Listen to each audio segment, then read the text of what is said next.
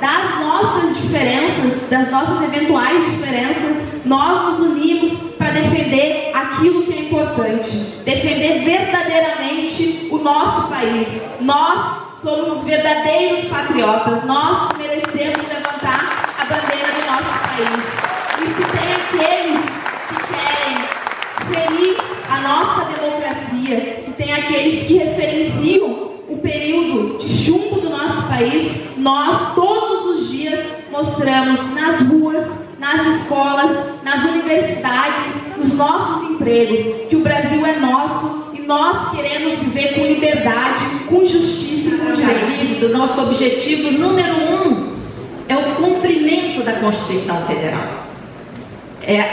O respeito a esse mandamento que até hoje ainda não foi cumprido. Na época que a Constituição foi promulgada, nós estávamos em crise. A crise na época era chamada crise da dívida. Mas aquela crise, como a crise atual, foram crises fabricadas. A crise atual foi fabricada principalmente pela política monetária do Banco Central, que subiu exageradamente as taxas de juros a partir de 2013. Em 2015, essas taxas chegaram a mais de 14%. Ficaram aí mais de um ano. Junto com isso, o Banco Central aumentou o volume dos depósitos voluntários que os bancos fazem, do dinheiro, do nosso dinheiro, do dinheiro de todas as empresas que está lá depositado nos bancos. Não é nem dinheiro dos próprios bancos, é dinheiro dos correntistas, que os bancos depositam voluntariamente no Banco Central e tem uma remuneração diária garantida. Foi isso a principal causa da crise que nós estamos vivendo. Quem ganhou com esse mecanismo? Os bancos, que têm a sua remuneração diária garantida. E quem está ganhando com os mecanismos que estão sendo adotados, com as medidas adotadas para contornar a crise? De novo, os bancos.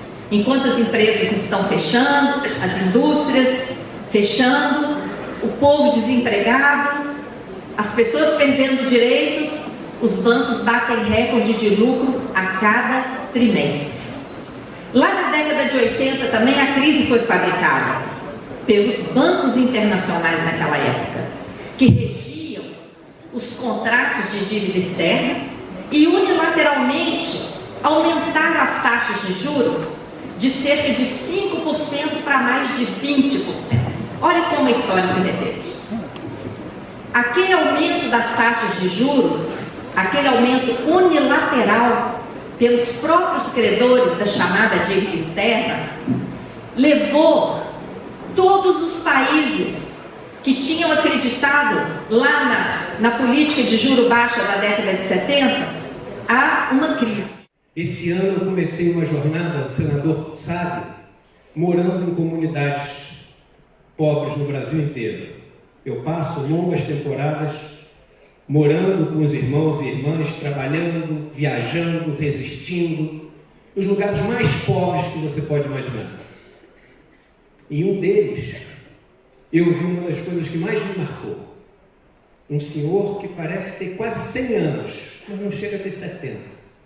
Foi maltratado pela seca do sertão do Nordeste brasileiro. O semiárido pode ser muito cruel com as pessoas. E ele me falou o seguinte: a vida inteira eu trabalhei sem receber nenhum dos meus direitos.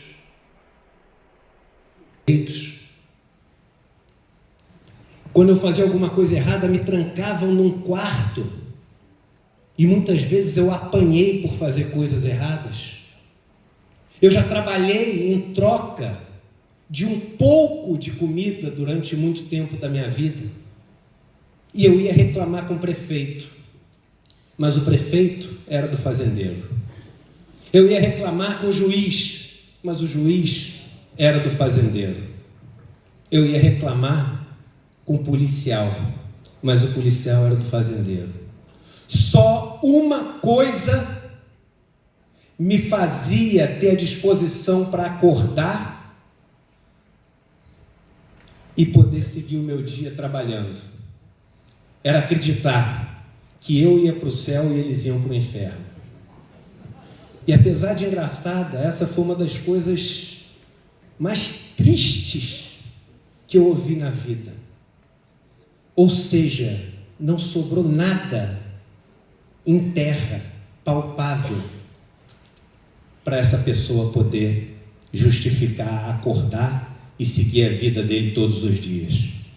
Com os meus irmãos do MST que me receberam nesses lugares, com os meus irmãos e irmãs quilombolas que me receberam nas suas comunidades, com os meus irmãos e irmãs do semiárido que me receberam nas regiões mais pobres do Nordeste do Brasil, eu aprendi que a força de um grupo está na sua parcela mais fraca, em cuidar da sua parcela mais fraca, para que ela nunca seja muito fraca, porque a gente é igual uma corrente, a gente é tão forte quanto o nosso elo mais fraco.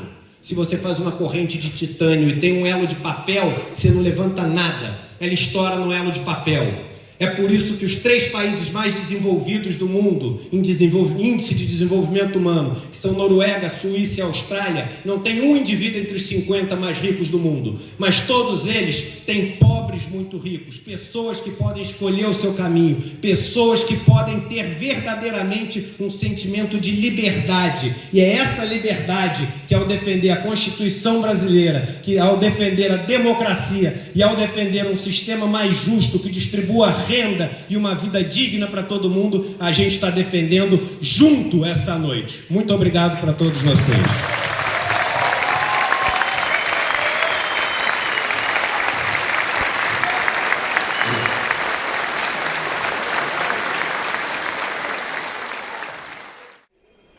Manifesto em defesa da Constituição, da democracia e dos direitos. Nossa Constituição foi parida na luta de uma geração que enfrentou a violência institucional de um regime civil-militar para a qual não queremos voltar. Nós, participantes desse ato organizado pelos movimentos sociais e populares, partidos políticos defensores da Constituição, centrais sindicais, associações e federações de trabalhadores e trabalhadoras do campo e da cidade, aposentados, pensionistas, movimento estudantil organizado. Nesse dia, 31 de outubro, conclamamos a defesa da Constituição Cidadã e do Estado Democrático de Direito. Nesse mês, que ela completa 31 anos, a América Latina está demonstrando que o projeto neoliberal não deu certo. Por isso, precisamos enfrentá-lo com nossos irmãos e irmãs latino-americanos. O Brasil precisa ser farol no combate à miséria, destruição do meio ambiente, da desigualdade, das injustiças contra o nosso povo. Ciente do estado de exceção em que estamos vivendo, exige de nossa parte unidade e esforço para enfrentarmos essa dura realidade de destruição dos direitos e da democracia. Como está registrado na Constituição, queremos ser um país destinado a assegurar liberdade, segurança, bem-estar, desenvolvimento, igualdade, justiça com valores supremos de uma sociedade fraterna, pluralista e sem preconceito. A ordem social tem como base o primado do trabalho e como objetivo o bem-estar e a justiça social. Nossa ordem constitucional vem sistematicamente sendo violada. A destruição do sistema de seguridade, proteção social, da CLT, do ataque ao meio ambiente, as políticas de criminalização e morte da população negra, pobre, LGBTQI, a perseguição aos movimentos sociais, sindicais e populares. A emenda 95 proíbe investimentos por 20 anos. E nunca vimos um ataque tão cruel contra a nossa previdência social. Esse é o desenho de uma triste realidade, de um futuro trágico. Por isso, precisamos ampliar a resistência e avançar. Avançar é preciso.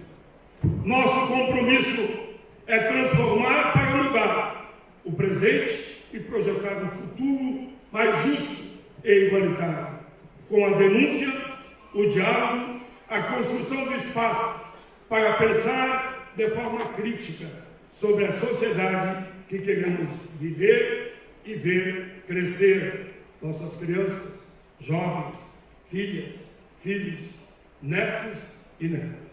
Termino dizendo: a Frente Ampla pelo Brasil deseja caminhar junto com todas as frentes em defesa de nossos direitos e por um Brasil mais justo e fraterno.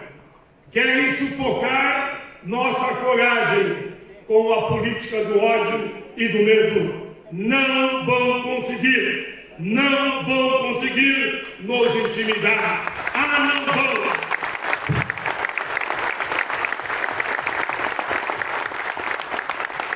As causas que a gente defende nos impulsionam para a palavra liberdade, liberdade, liberdade. Por isso, esperançar é preciso. Termina com essa frase: combater as injustiças é o caminho. Nós estaremos todos lá. Vida longa por direitos, a Constituição e a democracia. Frente Ampla pelo Brasil! Frente Ampla!